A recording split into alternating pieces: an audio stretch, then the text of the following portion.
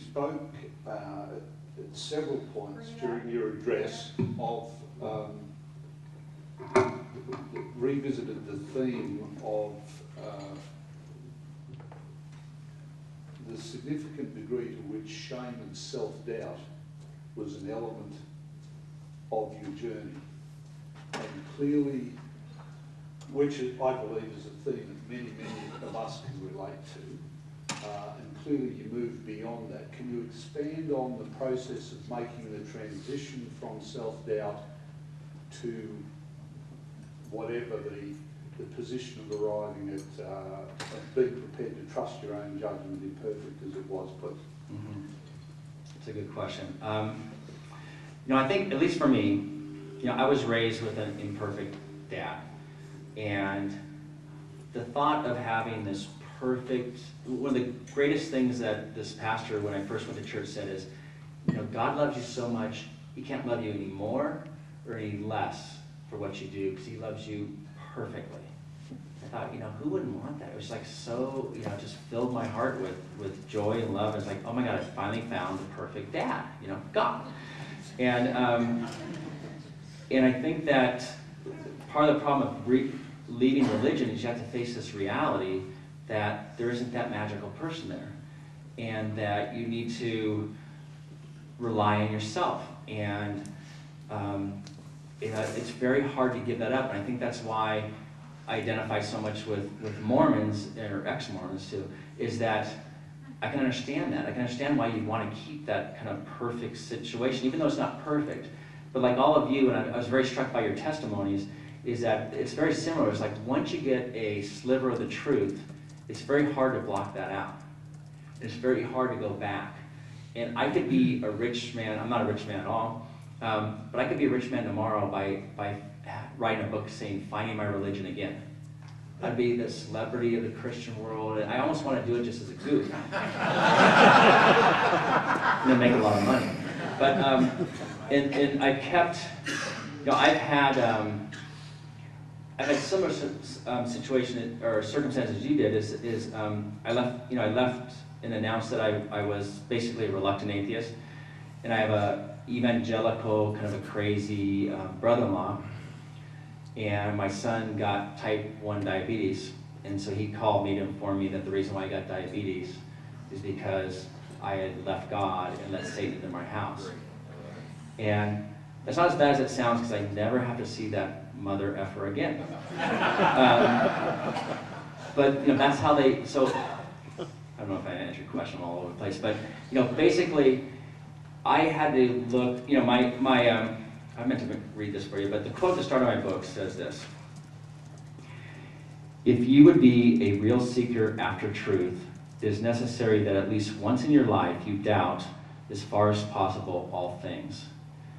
And I like to think, and I don't know if I've arrived at the truth, I think I have, but I don't know, but you know, for the rest of my life, I'm gonna doubt, I'm gonna question, and I'm gonna go with where the truth leads me, no matter how painful or how, you know, the consequences of that.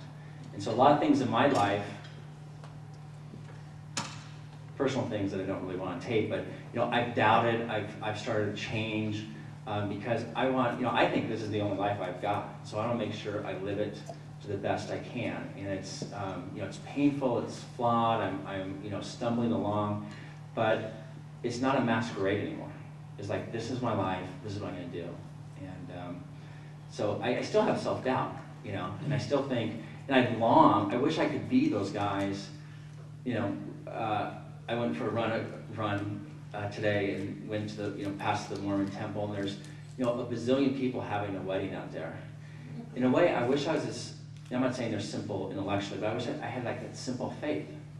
And I wish I didn't doubt and didn't, I mean, it'd be wonderful to live that life of sort of naivete, but I can't. And I can't put the genie back in the bottle, so that's where I am. You mentioned an article that you wrote where you got 3,000 responses. I'm just wondering if those were mostly supportive, or were they antagonistic, or a mix? Or... You know, it's funny, when you write about religion, the most vicious writer, you can write about politics, you can write about anything, you don't get the hate mail you get in, as you write as a religion writer. And so there's a period of time when when the story's done and it's kind of going through the system, there's nothing you can do to pull it back. So it's sort of like you're in the Niagara River and you can't get over the site, you're gonna go to the falls. And it's a horrible time. So it's it's really between like 8 and midnight.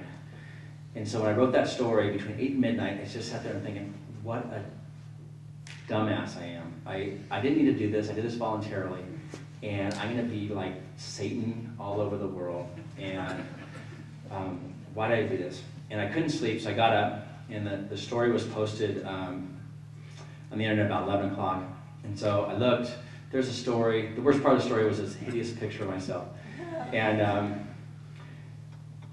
I read it, and usually as a writer you hate what you write, but I read it and I thought, this isn't bad. And so I sort of calmed down, and I couldn't go to sleep because I had all this adrenaline going through me.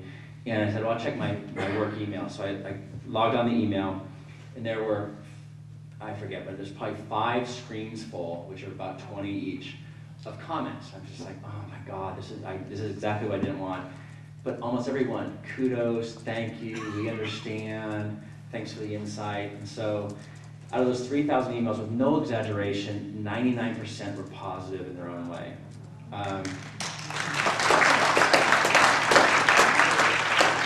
Many in their own way, right? Many from Christians wanted to get me back into the faith.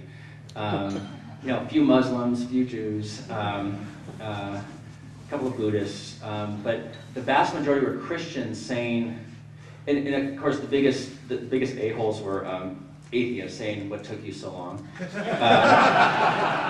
But the vast majority were, thank you for expressing honest doubt. We're not allowed to do that in our church. I have honest doubt. I'm still Christian, and I'm still be a Christian, but I wish to God that we can express what our doubts are. And the most moving one, just to let you know, is it was a mom who had a kid with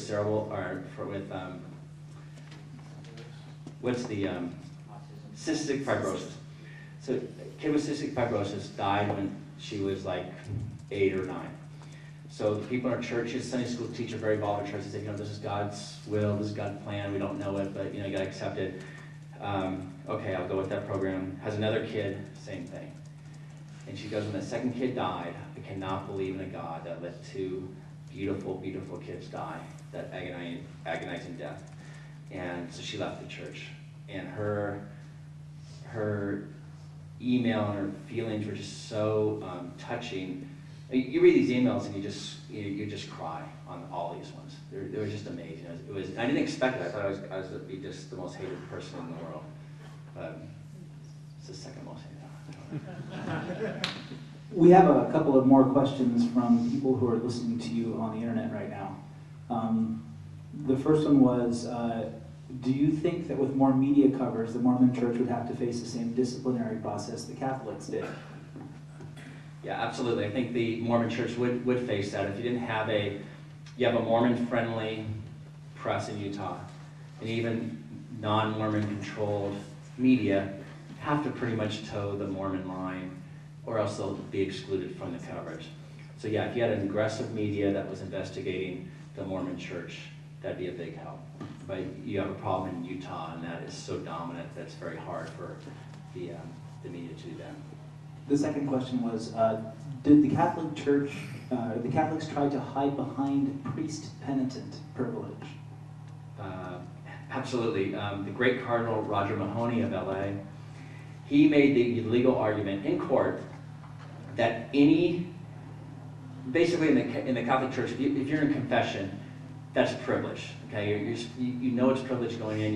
You know it's confidential. You can't use that in court.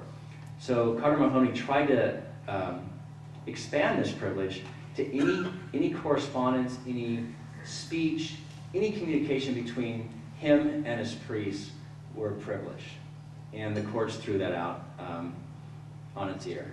But they totally tried to do that, and courts are very reticent to intervene in church affairs because of the First Amendment, and probably rightfully so. But there are some times where they should.